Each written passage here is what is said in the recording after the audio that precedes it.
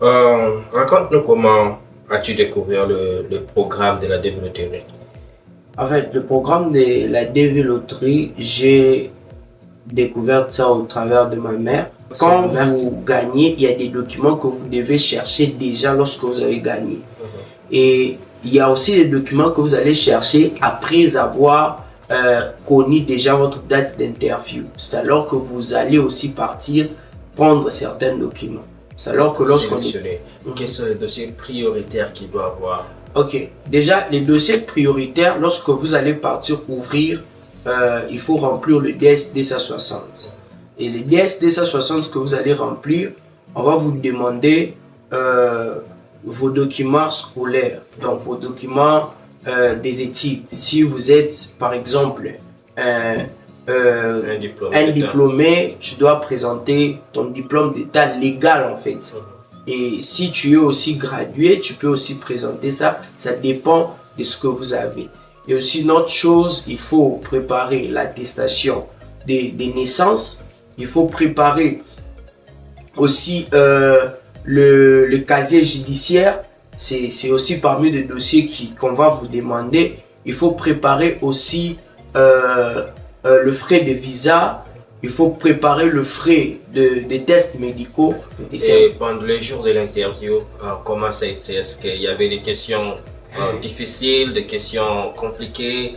Bon, en fait, par rapport aux questions qu'on pose là-bas, je ne peux pas vous donner ou vous dire que non, cette question ne ratera pas, cette question viendra ou tout comme ça.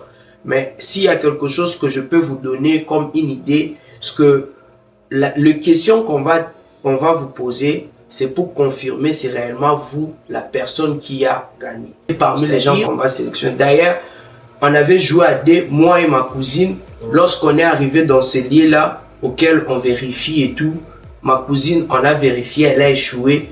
J'ai dit à mon frère qui était auprès de moi, je lui ai dit, moi, je vais réussir. Quels ont été vos premiers défis que vous avez rencontrés ici aux États-Unis? Le premier défi déjà que j'ai rencontré lorsque je suis arrivé, c'était par rapport à la langue. Parce que ici, partout là où vous allez partir, c'est l'anglais en fait. Ici, donc si tu ne parles pas l'anglais, tu ne comprends pas, ça sera vraiment une difficulté. Une parenthèse que je peux ouvrir pour des gens aussi qui rêvent de venir ici. Il est très important au moins de pouvoir avoir un anglais basique. Un anglais de base, même dans notre pays. Apprendre déjà à chercher, à connaître même hello, how are you doing, des petites choses là qui sont très importantes parce que ici, vraiment la langue est très importante. Ça, c'était vraiment quelque chose de très compliqué. Pour moi-même, quand je commençais à travailler, il y avait des mots comme ça. On te dit, ça te passe, donc c'était vraiment très compliqué. Donc tu n'entends rien en fait. Il y a même quelque chose qui s'est passé. J'étais parti au travail, j'étais en train de travailler, je devais nettoyer l'endroit auquel je m'étais assis et je voulais demander le balai. Je ne connaissais pas comment on appelle le balai en anglais. J'ai regardé la personne, je lui ai fait le signe qui me passe le balai. Mais la personne n'a pas compris. Et il avait voulu que je puisse seulement parler. Moi aussi, je lui ai dit avec le courage que nous avons les Congolais, je lui ai dit que nous passons des balles. Quelle était votre réaction après avoir obtenu votre visa et aussi la réaction de votre famille? La réaction, c'est quelque chose que vous pouvez voir même par le sourire. Je vous dis, déjà quand vous entrez là-bas, moi, parce qu'on part recevoir notre visa le jour après, si on vous retient, c'est-à-dire... Mais on vous confirme le premier jour. Oui, le premier jour quand vous êtes retenu, c'est-à-dire dans votre interview, lorsque vous êtes retenu, on va te dire directement que vous êtes sélectionné. Donc, c'est-à-dire, on va vous dire bienvenue aux États-Unis. On va vous appeler pour retirer votre visa. Donc c'est la phrase qui m'avait vraiment réjoui. Et ce jour-là, tout l'argent que j'avais en poche, j'ai mangé avec mes amis. On a commencé à se réjouir. C'était vraiment une fête et une joie dans le cœur de voir que j'ai eu à tenir cette opportunité qui s'est présentée. Une phrase qui te motive S'il y a une phrase qui me motive, c'est que tu n'es pas seul, Dieu est avec toi. Dieu est toujours avec nous dans tout ce que nous faisons. Et c'est ce qui me motive à chaque fois que je me mets dans quelque chose. Je me dis toujours, même si peut-être il n'y a pas de gens qui sont là pour m'aider, mais Dieu est là pour m'aider. Fois 10 fois, 15 fois, ne baisse pas le bras. En tout cas, on dit toujours que la personne qui a échoué, ce n'est pas la personne qui a essayé qui a échoué, mais c'est la personne qui a peur d'essayer. Même si tu essaies, tu échoues, un jour, la lumière va apparaître. Continue et le Seigneur te fera grâce. Amen.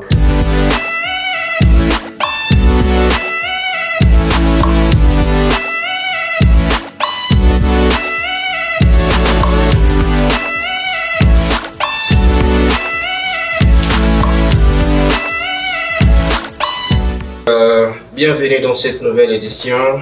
Aujourd'hui, on va partager une histoire qui va sûrement vous inspirer. Donc, il s'appelle Triomphe. Il est arrivé aux États-Unis en 2023 grâce à la développerie que tout le monde connaît. Donc, il va nous raconter son parcours, ses défis, ses réussites et tout ce qu'il aurait aimé savoir avant de venir aux États-Unis. Donc, sans pour autant tarder, donc on va commencer. Bonjour Monsieur Triomphe. Bonjour. C'est un honneur de vous avoir parmi nous aujourd'hui. Merci. Peux-tu présenter brièvement? Je me nomme au nom de Triomphe Emungo. Je suis congolais et j'ai 25 ans. Je suis étudiant et je travaille aussi ici aux États-Unis. Et j'ai aussi certaines des activités que je suis en train de faire. Ok, très bien. Raconte-nous comment as-tu découvert le programme de la DV Loterie? En fait, le programme de la DV Loterie, j'ai découvert ça au travers de ma mère. C'est ma mère qui connaissait l'histoire. Et lorsqu'elle elle a entendu parler de ça, c'est alors qu'elle m'avait dit que non, il faut d'abord essayer un peu de jouer et puis peut-être qu'il y aura des bons résultats, la chance pour que tu puisses aussi participer dans ça. Voilà pourquoi j'étais parti aussi jouer, tenter cette chance comme on dit. Mais vu que je suis chrétien, nous on ne croit pas à la chance, mais on croit à la grâce de Dieu. Et la grâce de Dieu nous avait accompagnés dans ces démarches pendant que j'avais joué. C'est alors que je m'étais retrouvé ici. Donc c'était la première fois que vous jouez et la première fois que ça marchait? Je dirais pas la première fois parce que j'avais joué une première fois, c'était seulement quelque chose comme de la famille. Il y avait un grand frère qui était venu à la maison, disant qu'il fait jouer de DV Loterie et tout. C'est alors qu'on nous avait pris des photos en famille et tout, qu'on a pris. Ça, il n'y avait même pas de papier ou quoi que ce soit. C'était pas vraiment quelque chose de concret ou de sérieux là-dedans. C'était seulement quelque chose qui était venu par hasard et on a joué. Mais la deuxième fois, c'était vraiment que on est parti dans l'endroit auquel on joue. Comme moi, j'avais joué chez une autre personne. C'est alors que quand je suis parti et le Seigneur m'avait fait grâce. Donc là, vous avez expérimenté, parce que vous êtes aussi un témoignage. Donc la DV Loterie, c'est du sérieux. Qu'est-ce que vous direz à quelqu'un? Parce qu'il y a des gens qui disent que non, c'est des aventures, des trucs comme ça. En tout cas, s'il y a quelque chose que je peux dire par rapport au DV Loterie, c'est qu'il y a du sérieux là-dedans. Parce que ce n'est pas d'ailleurs les gens qui font jouer le DV Loterie qui choisissent les gens qui vont venir ici. C'est eux-mêmes, selon leur système ici aux États-Unis, qui font le tirage. Et lorsqu'ils font des tirages, c'est alors que si ton case number ou ton nom et tout qu'on sort se retrouve parmi les gens qu'on a tirés, c'est alors qu'on va te sélectionner pour que tu puisses venir ici. Mais c'est quelque chose de sérieux. Je ne suis pas le seul à venir ici au moyen de DV Loterie. Il y a aussi beaucoup de mes amis que je connais ici aussi aux États-Unis qui ont joué au DV et qui ont aussi gagné. On est aussi avec eux ici ensemble. C'est très bien. Donc voilà, tout ce qui doute, donc c'est réellement du sérieux. Donc voilà. Il faut prendre ça au sérieux, il faut tenter la chance. Donc voilà, il ne faut minimiser. Donc peut-être ça c'est via le canal de la développerie que Dieu a tracé pour que vous veniez ici. Donc il faut le prendre au sérieux. Alors, quelle démarche as-tu fait de démarche? Comment ça a été passé après avoir été sélectionné? Bon, après avoir été sélectionné, la première des choses que nous avons eu à faire, c'était de prendre contact avec des gens qui ont de l'expérience dans le domaine pour qu'ils puissent nous orienter. Alors, j'étais orienté par quelqu'un qui a de l'expérience dans ce domaine et nous avait dit déjà des documents qu'on devait avoir avant l'interview. Ouais. Et aussi des documents parce que quand vous gagnez, il y a des documents que vous devez chercher déjà lorsque vous avez gagné. Et il y a aussi des documents que vous allez chercher après avoir connu déjà votre date d'interview. C'est alors que vous allez aussi partir prendre certains documents. C'est alors que lorsqu'on était parti, on avait payé un petit rien et on avait ouvert le démarche. La première des choses que j'avais fait, c'était d'abord de trouver une date pour l'interview. Lorsqu'ils ont trouvé une date pour moi, pour l'interview, on m'a envoyé ça par mail. Et il y a quelque chose que j'aimerais spécifier par rapport aux gens déjà qui jouent au DV Loterie. Vous devez vraiment faire attention parce que j'ai un ami qui a joué au DV mais qui n'est pas venu parce qu'il utilisait le mail d'une autre personne. Okay. Et puisqu'il utilisait ça, lorsqu'on lui avait posé la question lors des interviews, il n'a pas pu répondre, expliquer c'était qui le propriétaire de ces mails et tout consort. Et il n'a pas pu expliquer, ça n'a pas permis à ce qu'il puisse venir. Alors, c'est important d'avoir son mail à toi-même, ton email, ton adresse email, auquel tu vas commencer à recevoir des informations par ton email. Et c'est ce que nous aussi on faisait avec ces personnes. Ils ont mis toutes mes informations et moi-même, je faisais la suivi de ça, déjà à chaque semaine, voir l'email, si on m'avait envoyé, il y a le message et tout comme ça. Donc c'est un peu ça. Et si on peut arrêter juste sur le dossier, quels sont les dossiers, par exemple une personne qui vient d'être sélectionnée, quels sont les dossiers prioritaires qu'il doit avoir? Ok, déjà les dossiers prioritaires, lorsque vous allez partir ouvrir, il faut remplir le DS DSA60. Et le DS DSA60 que vous allez remplir, on va vous demander vos documents scolaires, donc vos documents des études. Si vous êtes par exemple un diplômé, tu dois présenter ton diplôme d'état légal en fait. Et si tu es aussi gradué, tu peux aussi présenter ça. Ça dépend de ce que vous avez. Et aussi une autre chose, il faut préparer l'attestation des naissances. Il faut préparer aussi le casier judiciaire. C'est aussi parmi les dossiers qu'on va vous demander. Il faut préparer aussi le frais de visa. Il faut préparer le frais des tests médicaux. Et c'est un peu ça les étapes que nous avons pu traverser pour atteindre cela. Donc, avez-vous rencontré des difficultés dans le processus? Oui, des difficultés dans notre pays, surtout le Congo, ça ne peut pas manquer. Voilà pourquoi, comme conseil que je peux donner, c'est que quand vous êtes déjà en train de faire des processus, vous devez déjà être prêt à pouvoir rencontrer certaines difficultés par rapport au pays que nous avons. Par exemple, au Congo, tu peux faire la demande d'un document, mais ça te prend le temps, ça peut dépasser aussi les délais auxquels on avait déjà prévu que tu puisses prendre ça. Alors, sauf seulement, je peux dire, le test médicaux et les casiers judiciaires, si je ne me trompe pas, qu'on prend ça avant, lorsque vous avez déjà connu la date de l'interview. Mais d'autres documents qu'on prend dans la commune, c'est-à-dire l'attestation de naissance et tout qu'on sort, il faut déjà le faire bien avant pour ne pas avoir de problème. Donc, la seule difficulté, que j'avais rencontré, ce qu'on avait fait la demande pour mon attestation de naissance, mais le délai était déjà dépassé. On devait faire intervenir certaines d'autres personnes pour que le document puisse sortir. Donc, c'est un peu ça, les difficultés que j'ai rencontrées. Okay. Et pendant les jours de l'interview, comment ça a été? Est-ce qu'il y avait des questions difficiles, des questions compliquées? Bon, en fait, par rapport aux questions qu'on pose là-bas, il n'y a pas, je peux pas vous donner ou vous dire que non, cette question ne ratera pas, cette question viendra ou tout comme ça.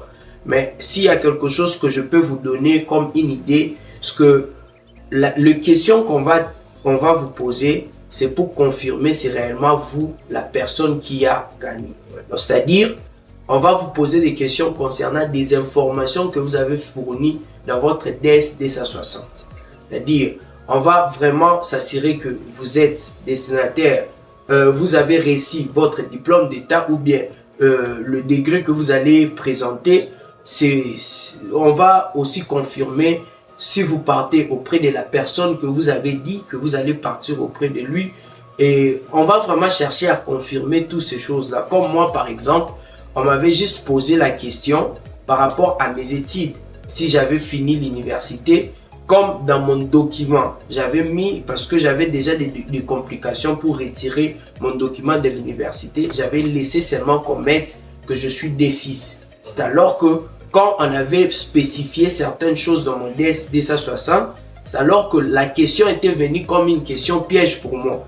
Mais lorsqu'on m'avait posé cette question, j'ai su sortir dans cela. Par exemple, ce que je viens de donner comme exemple de mon ami, lui, il utilisait l'email d'une autre personne. Mais puisqu'on trouvait que ce n'était pas clair, on voulait clarifier si vraiment c'est lui-même qui a pu faire des démarches. Et aussi, s'il y a une idée que je peux vous donner, c'est que lorsque vous partez dans l'interview, faire votre interview, il faut aller là-bas pas avec l'intention de personnes qui ont fait pour vous des démarches. Partez pour votre vie. C'est d'abord votre vie à vous. Donc, c'est-à-dire là-bas, ce n'est pas que vous partez représenter une personne. Vous partez vous-même pour donner des informations qui vous concernent. Donc, c'est-à-dire quand vous partez là-bas, ne dites pas que non. Par exemple, les démarches, c'est quelqu'un tel qui a fait pour moi. Non. Dites que moi-même, j'ai eu à faire des démarches. Je me suis renseigné comment on les fait. Et puis voilà, je suis arrivé dans telle situation. Comme moi, par exemple, quand on m'avait posé la question de savoir qui a fait pour toi des démarches, j'avais dit moi-même, vu que je suis informaticien, je connais comment on fait certaines choses alors que j'étais entré dans. C'est un peu ça. Une manière de dire. Et aussi pour des gens, si peut-être je peux ouvrir une parenthèse, pour des gens qui viennent en couple, on va chercher à confirmer réellement que vous êtes vraiment mariés. Donc c'est quelque chose qui est très important à comprendre. Donc si vous allez venir en couple, vous devez fournir des documents qui sont vrais, qui ne sont pas falsifiés. Donc c'est un peu ça. Et comment était votre réaction après avoir obtenu votre visa et aussi la réaction de votre famille? La réaction, c'est quelque chose que vous pouvez voir même par le sourire. Je vous dis, déjà quand vous entrez là-bas, moi, parce qu'on part recevoir notre visa le jour après, si on vous retient, c'est-à-dire... Mais on vous confirme le premier jour. Oui, le premier jour quand vous êtes retenu, c'est-à-dire dans votre interview, lorsque vous êtes retenu, on dit qu'on va te dire directement que vous êtes sélectionné. Donc, c'est-à-dire, on va vous dire bienvenue aux États-Unis, on va vous appeler pour retirer votre visa. Donc, c'est la phrase qui m'avait vraiment réjoui.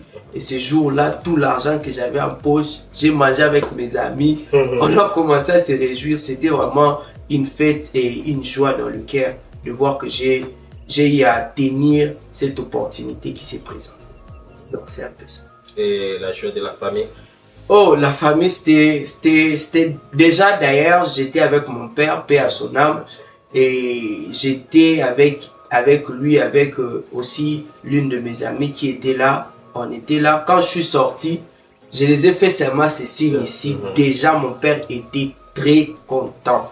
Et lorsqu'on est arrivé à la maison, maman n'a pas pu retenir sa joie. Elle commençait déjà à pleurer de joie, remercier Dieu.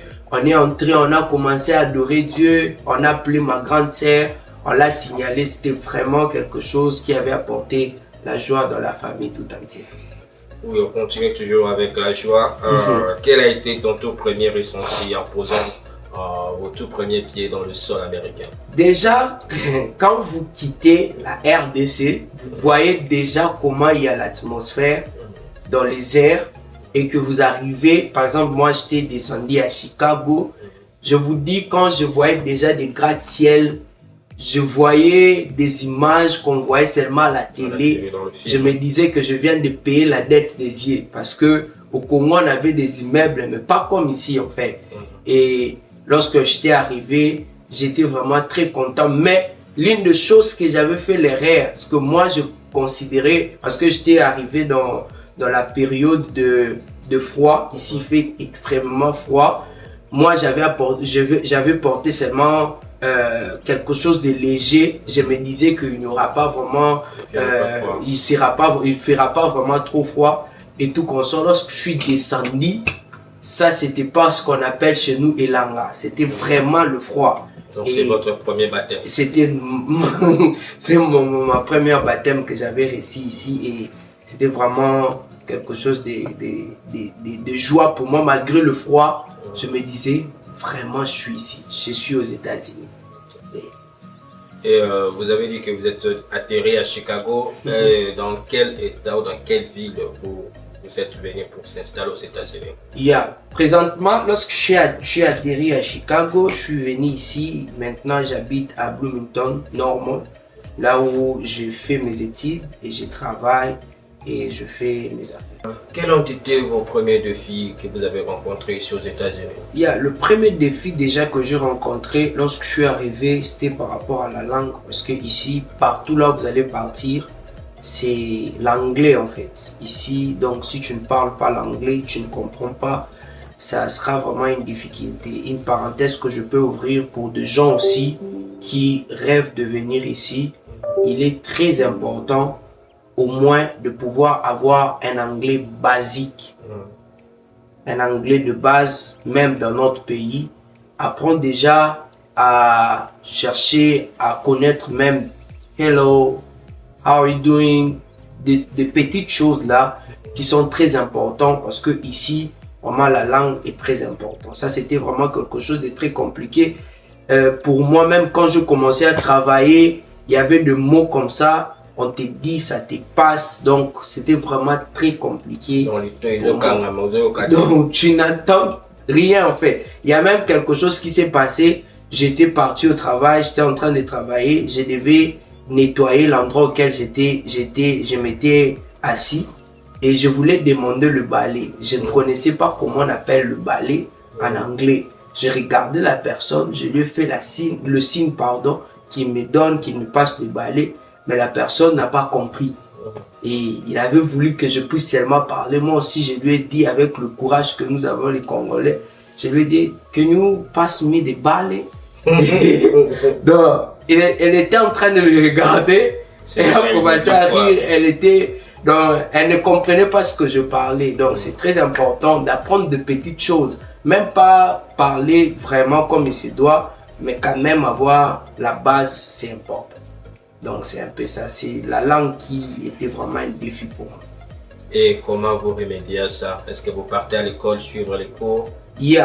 En tout cas, je m'étais décidé de prendre des cours d'anglais. Comme maintenant, je suis en train de prendre des cours d'anglais, des places d'ailleurs, pour m'améliorer encore. Je prends le cours d'anglais dans une école, dans un collège qui est tout près de nous. Et aussi, je pars dans une église là, Calvary Church, là où nous apprenons aussi l'anglais. Donc, on essaie seulement de combiner pour que nous puissions s'améliorer du jour au jour, pour que nous comprenions encore un peu plus en profondeur. Et si quelqu'un vient d'arriver et il veut savoir, par exemple, le cours d'anglais, les frais, c'est combien? En tout cas, le cours d'anglais ici que je suis en train de poursuivre sont gratuits. Donc ici, l'anglais, on fait l'effort en fait que tout le monde qui arrive, qui puisse avoir aussi une notion en anglais. Alors n'ayez pas peur, quand vous allez arriver, ce n'est pas que c'est une école auquel on va vous mettre dans la maternelle ou quoi que ce soit, non. Peu importe le niveau que vous avez, on va vous faire passer par un test. Seulement ces tests-là, quand vous passez, on va voir le niveau auquel vous êtes. Et vous allez commencer directement à prendre sans frais, sans payer même un dollar. Donc, c'est gratuit. Donc, en quittant Kinshasa pour les États-Unis, donc c'est votre premier voyage international? Oui, c'est mon premier voyage international. Je n'ai jamais voyagé. C'était vraiment très compliqué. Déjà, par rapport à l'anglais, je peux dire que ça a été un problème pour moi depuis dans l'avion. Parce que si vous quittez seulement Kinshasa jusqu'à Addis Abeba, là, le français c'est limite. Et à Addis Abeba, jusqu'ici, vous entrez dans un autre monde déjà d'anglais. Donc, c'était compliqué pour moi. Même dans l'avion, si on demande une autre personne, j'étais tellement éveillé que je vois les choses que les gens demandent trop. C'est alors que moi aussi, à mon tour, je viens demander seulement la chose parce que je ne connais pas vraiment trop des choses qu'on vend, qu'on donne en anglais et tout, qu'on sort, comment le commander en anglais. Je ne connaissais rien. Voilà pourquoi c'est important vraiment de connaître l'anglais. Est-ce qu'il y a eu des chocs culturels? S'il y en a, lequel? Bon, des chocs culturels, c'est par rapport à l'habillement. Donc ça m'avait vraiment choqué. Quand je suis arrivé, j'ai vu la manière dont les gens étaient en train de s'habiller ici. Je me suis dit, si on prend ces personnes et les amène au Congo, certains pasteurs peuvent les traiter de sorciers, des impidiques et tout consort. Mais quand j'étais arrivé, j'ai regardé comment les gens étaient en train de s'habiller. C'était bizarre pour moi. Mais à un certain moment, on a commencé à comprendre que c'est l'air qu'ils tirent. Et d'ailleurs, la manière dont il fait chaud ici aussi, on comprend pourquoi ils peuvent porter de cette manière, s'habiller de cette manière. Comment s'est passée votre intégration dès le début? Bon, mon intégration, ça s'est passé quand même bien parce que lorsque je suis arrivé, j'étais arrivé chez mon oncle. Et là, j'ai quand même appris beaucoup de choses. J'ai appris vraiment beaucoup de choses. Et c'était pas vraiment compliqué pour moi parce que je suis arrivé auprès d'une bonne personne. C'est aussi quelque chose que je vais conseiller aux gens. Lorsque vous arrivez ici aux États-Unis, il faut faire aussi le choix de la personne auprès de qui vous partez. Parce qu'il y a certaines personnes ici qui peuvent t'accueillir, mais ils commencent à te faire voir des films que tu ne t'attendais même pas. Ça devient compliqué pour toi. Donc, c'est très important d'être dans la main d'une personne d'abord qui est expérimentée, qui connaît des couloirs et qui parle aussi la langue. C'est très important. Parce que si tu as des personnes qui parlent la langue... Vous avez commencé à travailler ou bien vous partez à l'école? Ouais, par la suite, j'avais commencé à travailler. Et lorsque je commençais à travailler, je partais aussi à l'école. En fait, jusqu'à présent, je combine tous les deux à la fois. Parce qu'il est très important. Ce pays, ça doit te rendre quand même indépendant. C'est-à-dire, il y a certains besoins que tu auras. Tu dois le faire de toi-même, par tes propres moyens. Donc, peut-être personne ne pourra venir t'aider par rapport à cela. Voilà pourquoi il est très important de combiner les deux, c'est-à-dire les études et aussi les travaux. Pourquoi les études? Parce que certaines personnes qui étudient déjà au Congo peuvent dire « je pars là-bas, je reprends encore et tout comme ça ». Si tu viens ici, tu connais peut-être que tu as déjà ton anglais, tu peux passer dans certains tests qu'ils font ici pour attester ton diplôme ou quoi que ce soit. Mais si tu as besoin de pouvoir encore perfectionner, apprendre un métier quelconque pour que tu puisses avoir encore de bonnes opportunités de travail, ça sera aussi important pour toi d'étudier. Et aussi pour la langue, c'est très important d'entrer à l'école et d'étudier. Donc c'est un peu ça. Quelles sont les choses que vous avez trouvées faciles que prévues et les choses que vous avez trouvées difficiles que vous prévoyez en arrivant aux États-Unis? En fait, ici, ce qui est facile, on donne à toute personne cette opportunité d'avoir des choses de base qu'une personne peut avoir dans la vie. Ce qui était peut-être que nous, on comprenait ça en Afrique, que pour l'avoir, il faut prier. Mais ici, il ne s'agit pas peut-être de prier pour l'avoir. Déjà, c'est très simple. Quand tu as la chose, quand tu as besoin de la chose, tu peux aller emprunter, prendre de n'importe quel Comme la voiture, c'est pas la peine d'aller faire des gènes. Comme la voiture, quelque chose comme de voiture, il y a des gens ici pour vous signaler, il n'est pas ministre, il n'a pas quoi, mais il marche avec des voitures, plus que même c'est de ministres au Congo et tout consort. Donc, ces genres de choses sont très faciles à pouvoir l'avoir et voilà un peu. Donc, avec du recul, que ferais-tu différemment si tu devrais recommencer? Vraiment, si je devais recommencer le démarche tout entière quand j'avais réussi et jusqu'à présent, je peux dire la première des choses, j'allais d'abord me précipiter dans un centre d'anglais pour apprendre l'anglais parce que c'était la chose que j'ai négligée. Pour moi, je me disais, c'est une langue, on va apprendre ça seulement là-bas. Mais or que l'anglais, ce n'est pas comme le lingala, ce n'est pas comme le français. Nous avons notre phonétique et aussi ils ont leur phonétique. Il y a certains mots, il y a certaines choses que tu dois apprendre déjà, te familiariser avec pour que ça ne soit pas un problème pour toi. Donc, s'il y a la chose que je peux vraiment, si j'ai reculé un peu et recommencer, je vais me précipiter. D'abord apprendre l'anglais, ce qui est très important pour moi. Donc, c'est un peu ça. Quelles sont les plus grandes leçons que vous avez apprises depuis votre arrivée aux États-Unis? En tout cas, sur base des leçons, j'ai appris beaucoup de choses. J'ai appris à pouvoir me battre pour pouvoir s'en sortir de certaines difficultés. Parce que ce n'est pas ici, ce n'est pas seulement de roses qui descendent, il y a aussi des épines qui descendent. Alors si tu n'apprends pas déjà à te préparer moralement, voilà pourquoi ici, il faut avoir des nerfs solides pour vivre. Bien sûr qu'il y a des facilités de pouvoir avoir certaines choses, mais il y a aussi certaines des difficultés que les gens peuvent rencontrer, auxquelles s'ils commencent à te les relater, ça ne sera pas facile. En tout cas, j'ai appris que pour avoir ce que tu as besoin, tu dois te battre d'abord avant que quelqu'un vienne t'aider. Aie au moins quelque chose déjà. Donc, quand quelqu'un va venir avec le 0 ou bien les 1 qu'il a, toi, cherche déjà à avoir un 5. Parce qu'avec le 5 et le 1 que quelqu'un va t'apporter, tu verras que ça va déjà donner quelque chose de bon. Donc, j'ai appris à me battre. J'ai aussi appris à vivre aussi un temps dans la solitude. Être seul, c'est important. Dans le sens que ne pas fuir les gens ou ne pas vivre avec les gens, mais des fois, tu dois avoir le temps pour toi. Parce que ici, on travaille, on étudie. Quand tu n'as pas de temps pour toi-même, tu peux envoyer des photos en Afrique. Des gens qui sont en Afrique ne peuvent même pas t'envier.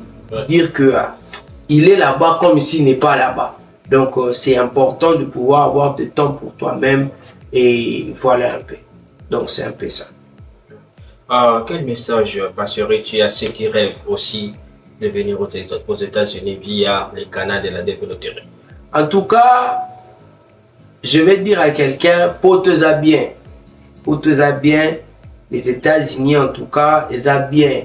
Paie sa poto chance comme un frère dit toujours sur TikTok. Paie sa poto chance, moninga. En tout cas, essaie un peu de donner cette chance d'abord ici. Là-bas, en Afrique, tu as essayé, tu t'es battu. Ça n'a pas peut-être tenu. Essaie un peu d'aller d'abord faire un pas avec le développerie. Ça ne demande pas beaucoup de choses. Je crois 5 $, 10 $, 15 $. Tu peux seulement essayer avec ça. Mais tu verras que lorsque tu vas arriver ici, tu auras des opportunités peut-être que tu n'as pas eu à voir là-bas au Congo. Moi, je vais vraiment vous encourager, même les gens qui ont joué au DV, croyez à la grâce de Dieu, croyez vraiment que Dieu peut aussi faire quelque chose. On va te sélectionner, tu seras parmi des gens qui peuvent aussi venir ici. En tout cas, quand tu joues à ça, ne mets pas le négatif en toi. Dis-toi, sois toujours positif, parce que moi, quand j'avais joué, je mettais toujours le positif. Je me disais que le jour où on va sélectionner, je serai parmi les gens qu'on va sélectionner. D'ailleurs, on avait joué à deux, moi et ma cousine. Lorsqu'on est arrivé dans ce lieu-là, auquel on vérifie et tout, ma cousine, on a vérifié, elle a échoué. J'ai dit à mon frère qui était auprès de moi, je lui ai dit, moi, je vais réussir. On a essayé, on a essayer un peu de mettre mes coordonnées. C'est alors que ça a donné. En tout cas, beaucoup de courage. Même si tu as joué 5 fois, 10 fois, 15 fois, ne baisse pas le bras. En tout cas, on dit toujours que la personne qui a échoué, ce n'est pas la personne qui a essayé qui a échoué, mais c'est la personne qui a peur d'essayer. Même si tu essaies, tu échoues, un jour, la lumière va apparaître. Continue et le Seigneur te fera grâce. Amen. Est-ce qu'aujourd'hui, vous vous sentez chez vous, ici aux États-Unis? En tout cas, je me sens chez moi, sans vraiment vous mentir, malgré que des fois, il y a cette envie de certaines personnes que nous avions eues au Congo, que nous avons peut-être besoin de voir, peut-être besoin de parler, mais il y a déjà les téléphones, des fois on parle avec eux.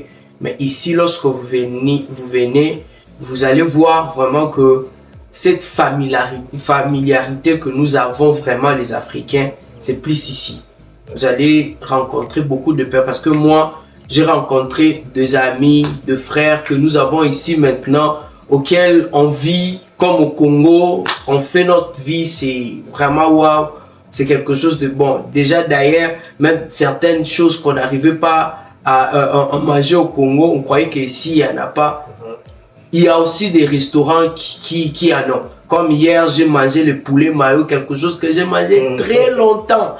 Mais je l'ai retrouvé, donc il y a vraiment des choses, de bonnes choses ici que tu peux aussi retrouver. C'est un peu ça. Merci beaucoup, mon cher Triomphe. Vous avez un mot de la fin, une phrase qui te motive?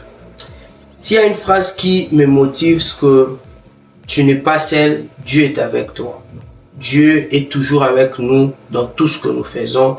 Et c'est ce qui me motive à chaque fois que je me mets dans quelque chose. Je me dis toujours, même si peut-être il n'y a pas de gens qui sont là pour m'aider, mais Dieu est là pour m'aider. C'est un peu ça la phrase qui me motive. Merci beaucoup à M. Triomphe pour ce témoignage sincère et motivant. Donc c'est une histoire, son histoire nous montre aussi tout est possible avec la foi.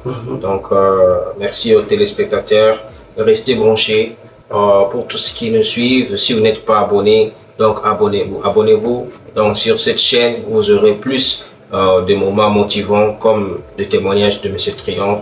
Donc on fait en sorte qu'un jour aussi, vous qui nous regardez maintenant, avec la grâce du Seigneur, vous puissiez aussi fouler le sol américain. Donc les rêves américains est bien réel. Donc votre tour viendra aussi. Mais restez toujours avec la foi et avec Christ. Merci, à la prochaine. Merci.